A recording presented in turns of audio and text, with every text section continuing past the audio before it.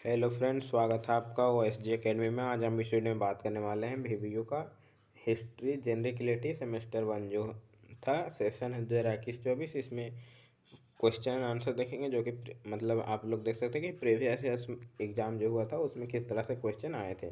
तो इसमें से जो क्वेश्चन आते हैं हर साल से प्रीवियस ईयर क्वेश्चन, वह 20% क्वेश्चन टैली करते हैं यानी कि मैच करते हैं नेक्स्ट वर्ष में। तो आप लोग को अभी जो पहले GE होता था जनरल, अभी जनरल वाले को IRC कर दिया गया, इंट्रोडक्टरी रेगुलर कोर्स, और हॉनर्स जो होता था उसको मेजर कर दिया गया MJ, इस तरह से।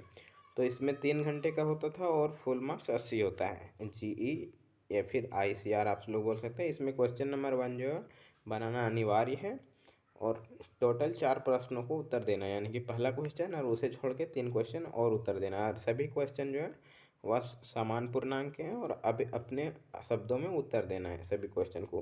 पहला क्वेश्चन इसमें A 1 2 से 8 तक है, तो एक में 2 सेशन है। पहला बड़ा A है, फिर आगे दूसरा बड़ा B है, तो 2 सेशन हो गए और 10-10 नंबर के दोनों सेशन हैं।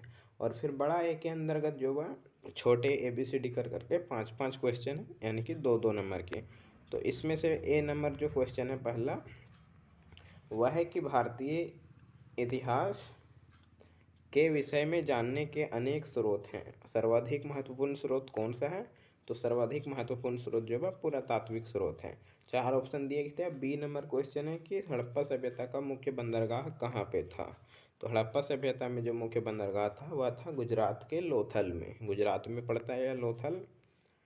अगला क्वेश्चन C नंबर है कि वैदिक सभ्यता थी, वैदिक सभ्यता कैसी थी? ग्रामीण थी, शहरी थी, शिकारी थी, या फिर चौथा ऑप्शन है आर्टविक थी। तो इसका आंसर होगा वैदिक सभ्यता ग्रामीण थी, लेकिन हड़प्पा सभ्यता नगरीय सभ्यता थी। आप लोग याद रखिएगा। इसमें D नंबर है प्राचीनतम वेद कौन सा है? 4 वेद है, सामवेद, अथर्ववेद और फिर नीचे दिया गया है ऋग्वेद और यजुर्वेद। तो सबसे पुराना यानी कि पहला वेद है ऋग्वेद, उसका बाद सामवेद आया था। 5वां क्वेश्चन इसमें कि हीनयान का संबंध किस धर्म से है? तो हीनयान और महायान जो है बौद्ध धर्म से है, संबंधित हैं। अब F नंबर आता है इसमें, महावीर का वास्तविक नाम था, क्या था? तो महावीर का वास्तविक नाम जो था वह था सिद्धार्थ है। अगला है G नंबर कि अर्थशास्त्र के लेखक कौन थे? तो अर्थशास्त्र के जो लेखक थे वह थे चाणक्य। अर्थशास्त्र बुक का नाम है, सब्जेक्ट अर्थशास्त्र नहीं, बुक का नाम है अर्थशास्त्र। अगला H नंबर क्वेश्चन है कि मौर्य वंश का संस्थापक कौन था? तो मौर्य वंश का संस्थापक जो था वह था चंद्रगुप्त मौर्य, जो कि चाणक्य के समय में मतलब युद्ध लड़ रहा था। अगला क्वेश्चन है चंद्रगुप्त मौर्य ने किस यूनानी शासक को परास्त किया था, यानी कि हराया था? कौन सा यूनानी शासक था? तो वह शासक था सेल्यूकस निकेटर, सेल्यूकस था, निकेटर आगे इसका लगता है।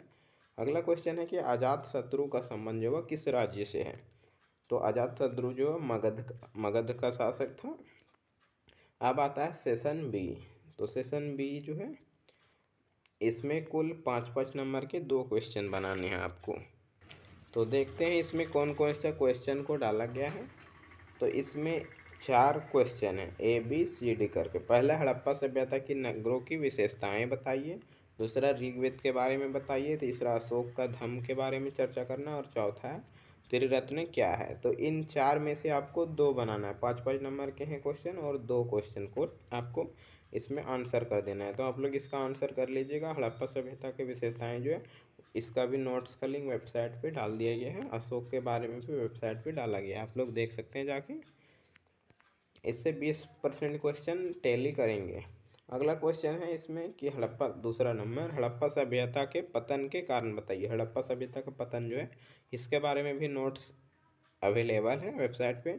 अगला है ऋग्वैदिक कालीन जो धार्मिक स्थिति है उस पर प्रकाश डालना है, ऋग्वेद में धार्मिक स्थिति किस तरह से थी, यानी कि धर्म के बारे में बताना है। चौथा क्वेश्चन है कि महावीर के जीवन और उसके उपदेश, यानी कि उपदेश का मतलब होता है महावीर की द्वारा दी गई शिक्षाएं, प्रथम उपदेश या फिर शिक्षा जो होगा उसके बारे में समीक्षा करना है, यानी कि चर्चा करना है।